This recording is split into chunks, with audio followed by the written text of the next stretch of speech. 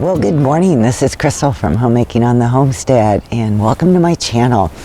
I have had so much going on lately that I had different plans for a video, and then just one thing after another, and so I thought, okay, well, this is something that's been on my mind, and I thought, well, I'm going to come down and do a video on that, come down to my pond. So what I'm going to chat a little bit about today is winter preparedness, but I'll tell you what got me thinking in this direction and some of the chaos that has caused me to kind of get behind. Earlier this week, quite a ways to the west and to the north, so northwest of us, there is a fire that started in the mountains, and it wasn't a very big fire, and they were doing a great job of putting it out.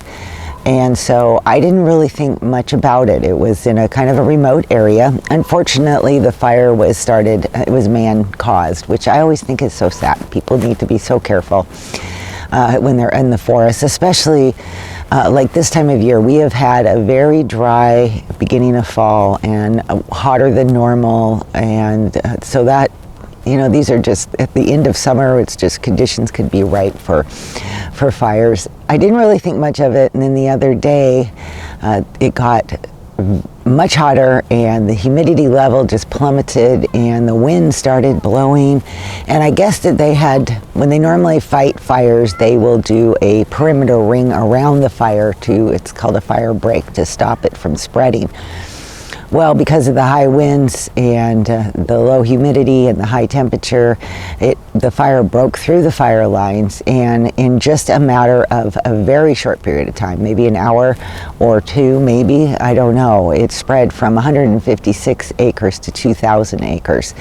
And all of a sudden, the nearby town was starting to be evacuated, and that the perimeters of people needing to get prepared started to grow and grow and grow, and because it was so close to a town, it really started a lot of chaos and just confusion for people, because all of a sudden they've gone from don't be worried to a level 3 evacuation. So basically they do the evacuations by level 1 is get ready, and in case you need to go, make sure you start getting your things in order.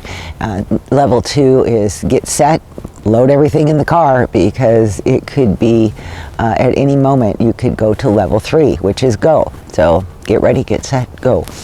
And as I watched the fire map that day continue to grow, the be ready level 1 circle around the fire area started to grow closer and closer to us, and so it wasn't very far away, and we got concerned. Do we need to be, thinking about about this? Will it hit us soon? And this isn't the first time we've had this happen. It's kind of one of those things when you live in the mountains and in the forests. Forest fires are something that does happen. By the next day, that circle had started to shrink, and they had started to get it back under control, thank the Lord. As of today, it is under control. Everything is fine, but we still have a lot of smoke in the sky. So right now, it should be a sunny day, but it's overcast mostly because of smoke that's been now blowing this direction. And I walked outside this morning, and it smelled like a campfire when I walked outside. So hopefully, I know this will be over, because as of tomorrow, we're supposed to get several days of rain. All of this got me thinking a lot about being prepared for and winter's coming up. So I'm thinking about it in terms of winter preparedness, but it could also be emergency preparedness as well, like people in Florida who are dealing with the hurricane. And what kind of things should we do to be prepared? One of my questions to you all is, what do you do to be prepared for the winter or emergencies? But I'm going to focus kind of on the winter aspect of it. What do you do to be prepared for winter? What kind of the things do you make sure are lined up so that you, if you were to get snowed in, or some sort of storm took out your power for a while, or anything like that, what would you do, and how do you deal with that? Obviously, what somebody does to prepare for winter is going to look very different depending on where you live. Obviously, if you are in Minnesota, the things you might do are going to be very different than if you lived in Arizona. But nonetheless, I think it's good to always, because of the natural disaster or man-made disaster, whatever that could happen as well, no matter where you live, it's good to have some sort of a plan. To me, the things that come to my mind in planning is that there is just these basic things that it's really important to make sure that we have available to us. We need a way to keep warm, we need to have drinking water, we need to have food, and we need to have a way to cook that food. Those are just some of the bottom line basics of the things that we would need to make sure we do. The heating is the one that I find can be probably very challenging to some people. We personally heat with wood, and so when we've had times our electricity has gone out on us, it hasn't had any effect on our heating because we continue to stay warm. I looked online to see what kind of alternative heating, non-electrical heating sources are available. And of course, there's things like propane heaters that you could use. Some of them are more dangerous to use inside than others, so you'd have to be careful on what you would choose. Obviously, wood stoves, pellet stoves, and things like that would also be an option if you had something like that in your home. Do you have a backup heating system? And of course, things like blankets or extra blankets and things to keep you warm, and warm clothes, and of course food. And that goes back to having a well-stocked pantry. I think at minimum somebody should have at least 3 days of food supply in case of type of thing, but I honestly think it should be bigger than that. You should have more available to you, and then constantly keep it organized and rotated and used and replaced, so that you know that everything's going to be, you're going to be able to eat if something goes wrong, terribly wrong. And of course, a way to cook the food too. The easiest ones that we've always done over the years are things like camping stoves. Of course, a barbecue. If you have a barbecue outside, you could heat that up and be able to at least warm up some soup. Water can be another situation too, that to make sure that you have water that you can drink, whether that's in water bottles or you save it in jugs of your own water, or I've even known of people who can their water, so I think that's kind of interesting. And I know a lot of people will have alternatives. My in-laws have a hand pump on their well. For wintertime, I think it's helpful to have a wireless radio. We have one, and it has come in very handy. And of course, if you have the electrical outages, it should go without saying to make sure you've got plenty of flashlights, batteries, candles if you burn candles during those times. Or years ago, when my kids were all at home, we had 3 freezers, and so it's really a fear when the electricity goes out. Fortunately, I think there was only one time my meat and stuff had enough stuff that it started to defrost in the freezer after the power came back on, and I was able to do a bunch of canning and cooking in order to salvage what we had, so we didn't lose a whole lot. Now, they say that the best thing you can do with a freezer is to keep it fully full. You want it, because the fuller it is, the longer things will stay frozen. So one thing that I used to do was to fill up empty milk jugs with water and add those into my freezer if I had space when winter started coming.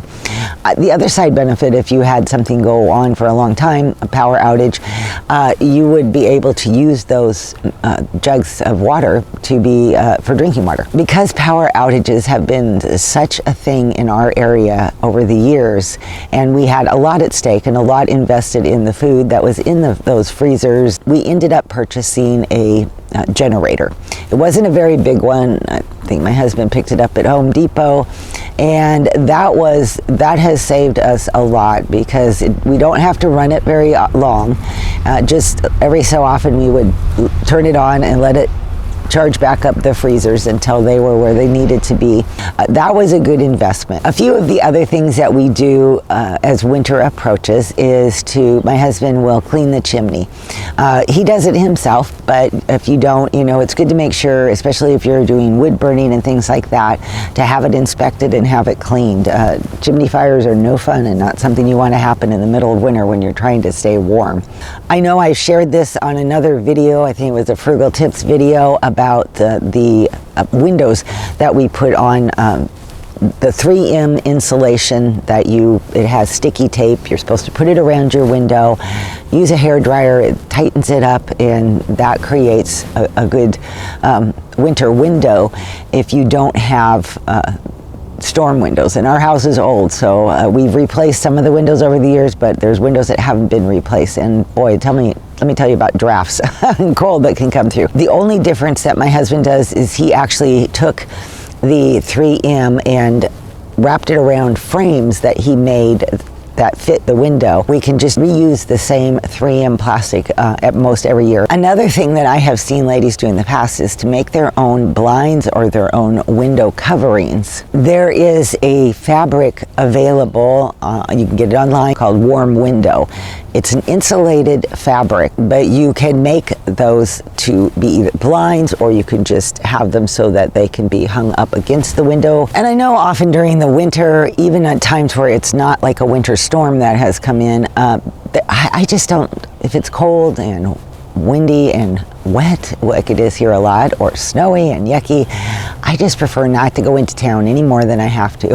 So I like to just make sure I have a lot of things stocked up so that I don't suddenly run out of toilet paper, or I don't suddenly run out of shampoo or toothpaste or something like that, that all of those basics, the soaps and the toiletries and all of those things you got a good stock and supply of. Also things like pain relievers, ibuprofen and Tylenol and things like that. Whatever it is that you might use, make sure you have a good stock. That's part of winter planning too, is just to make sure all the supplies are stocked up and I don't have to go into town unless I need to or want to for other reasons, but I can plan those trips far enough apart that I can just enjoy being at home and working on other projects and other things that I enjoy doing. And then the other thing that we make sure we have, basically my husband does this part, is to make sure that the chains are out and in the back of our car. We make sure that we have a snow shovel. You want to make sure you have salt so that you can salt down your walking paths and not slip and fall. So those are just a few of the things I thought about this morning as I was getting ready to talk with you guys about this. I would really enjoy hearing what kinds of things that you do. And what part of the country do you live in? You don't have to be specific if you don't want, but do you live in a really cold area? Do you live up north? Do you live down south? Whatever, wherever you are, whatever it is you do, I would love to hear about that. All right, you guys, I have a to-do list that's kind of long today, and I've got a bunch of things that I've got projects and things planned over the weekend, and so I'm going to get working on that now. I really appreciate you taking the time to watch my video. It means a lot to me. And would you please give this video a thumbs up if you found it helpful or if you enjoyed it. It really helps my channel out a lot to get those likes. It puts it into the YouTube algorithm and is more likely to show my video as a suggestion to people who have similar interests, and so those likes go a long way to help, and I really appreciate them. And if you haven't subscribed to my channel yet and you like my content, would you consider subscribing? That helps me too. All right, you guys, I'll see you on the next video. Bye-bye.